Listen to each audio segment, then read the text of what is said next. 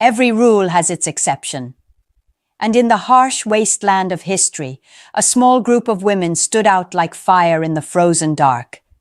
They were called the Decembrist wives. When their husbands were sentenced to exile in Siberia after the failed uprising of 1825, these women faced a choice.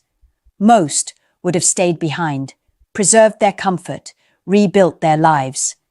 But these few made a different decision.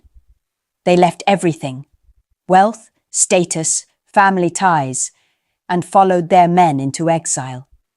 Some walked thousands of miles across frozen wilderness just to stand in line outside a prison gate.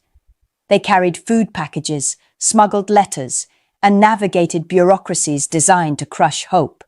They endured social exile, economic ruin, and personal hardship. And they did it, not for recognition, but because they could not imagine abandoning the men they loved. Their loyalty wasn't passive waiting. It was active combat against a system built to sever bonds. These women fought tooth and nail to keep connection alive, even when it cost them everything. But here's the reason their names became legend. They were the rarest of the rare. In a world where abandonment was the predictable pattern, their devotion was extraordinary. So extraordinary that history preserved their memory precisely because it was so uncommon.